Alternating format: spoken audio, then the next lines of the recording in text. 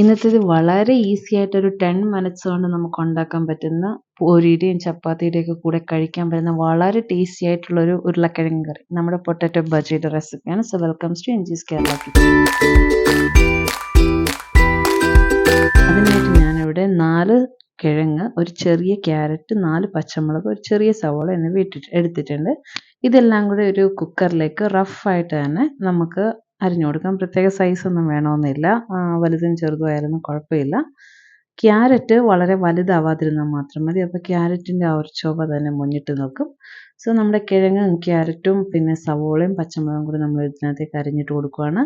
ഈ സമയം വെളുത്തുള്ളി വേണ്ടവർ ഇട്ട് കൊടുക്കാം, ഞാനിതിനകത്ത് ഇട്ട് കൊടുക്കുന്നില്ല. ഇത് ഇത്ര ഇട്ടതിന് ശേഷം നമുക്ക് വെള്ളം ഒഴിച്ചു കൊടുക്കാം. ഞാനിവിടെ നിറച്ച്, അതായത് ഇതിനൊപ്പം തന്നെയാണ് വെള്ളം ഒഴിച്ചു കൊടുക്കുന്നത്, കാരണം എനിക്ക് ഇച്ചിരി ചാറോട് കൂടി വേണം. പക്ഷേ അധികം ചാറ് വേണ്ടാത്തവർ കുറച്ച് വെള്ളം മാത്രം ഒഴിച്ചാൽ മതി. ശേഷം അതിലേക്ക് ഒരു 1/2 ടീസ്പൂൺ മാത്രം കല്ലുപ്പും 1/4 ടീസ്പൂൺ മഞ്ഞളും കൂടി ഇട്ടതിന് ശേഷം ഞാൻ ആവശ്യത്തിന് വെള്ളം കൂടി ഒഴിച്ചു കൊടുത്ത് കുക്കർ മൂടി അത് ഒരു 3 വിസിൽ വരുന്നവരെ വെയിറ്റ് ചെയ്തിട്ടുണ്ട്. 3 വിസിൽ വന്നതിന് ശേഷം ഞാനിത് ഓപ്പൺ ചെയ്ത് കൊടുക്കുകയാണ്. ഇപ്പം അറിയാൻ പറ്റും, വെള്ളമാണ് ഇതിനകത്ത് മുന്നിട്ട് നിൽക്കുന്നത്. ഇതാദ്യം നമുക്ക് നന്നായിട്ട് ഉടച്ചു കൊടുക്കാം. അപ്പോൾ ആ ഒരു പച്ചമുളകിൻ്റെ എരിവ് നന്നായിട്ട് ഇറങ്ങും ഇതിലേക്ക്.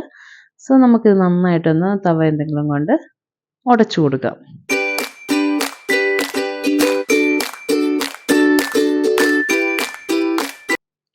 ഇനി ഒരു പാൻ ചൂടായതിനു ശേഷം ഒരു 2 ടേബിൾ സ്പൂൺ വെളിച്ചെണ്ണ അതിലേക്ക് ഒഴിച്ചു കൊടുത്തിട്ടുണ്ട്.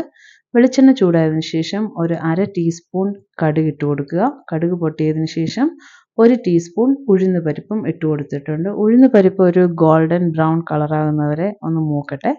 അത് മൂത്തതിന് ശേഷം നമുക്ക് 2 ഉണക്കമുളക് ഇട്ട് കൊടുക്കുന്നുണ്ട്. ആ ഉണക്കമുളകും ഇട്ടതിന് ശേഷം 1/2 ടേബിൾ സ്പൂൺ മാത്രം വെളുത്തുള്ളിയും 1/2 ടേബിൾ സ്പൂൺ ഇഞ്ചിയും, ഇത് രണ്ടും ചെറുതായിട്ട് ചോപ്പ് ചെയ്തതാണ്. ഇത് രണ്ടും കൂടി ഇട്ട് കൊടുത്ത് ഒന്ന് മൂത്തതിന് ശേഷം ഒരു 3 ചെറിയ ഉള്ളി ചെറിയ പീസായിട്ട് അരിഞ്ഞിരിക്കുന്നതാണ്, അതുകൂടി ഇട്ട് ഞാൻ ജസ്റ്റ് ഒന്ന് സോട്ട് ചെയ്തെടുക്കുന്നുണ്ട്.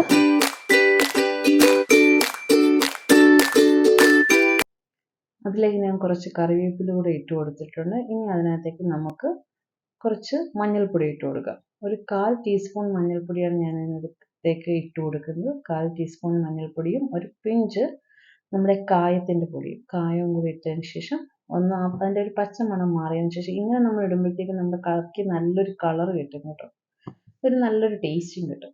ഇത് നന്നായിട്ടൊരു മൂത്തതിന് ശേഷം നമുക്ക് വേവിച്ച് ഉടച്ച് മാറ്റി വെച്ചിരിക്കുന്ന നമ്മുടെ ആ ഒരു പച്ചക്കറി കൂടി ഇതിനകത്തേക്ക് ആഡ് ചെയ്ത് കൊടുക്കാം.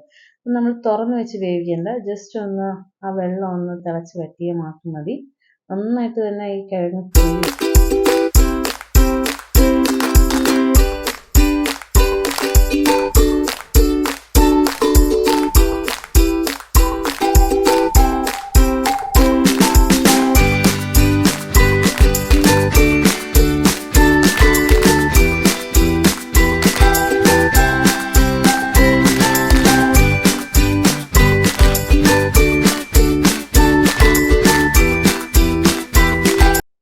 ഇപ്പം നമ്മുടെ കറി നന്നായിട്ട് തന്നെ വെള്ളമൊക്കെ വറ്റി നന്നായിട്ടൊന്ന് കുറുകി വന്നിട്ടുണ്ട്. ഞാൻ ഈ ഒരു പാകത്തിനാണ് ഇത് എടുക്കുന്നത്.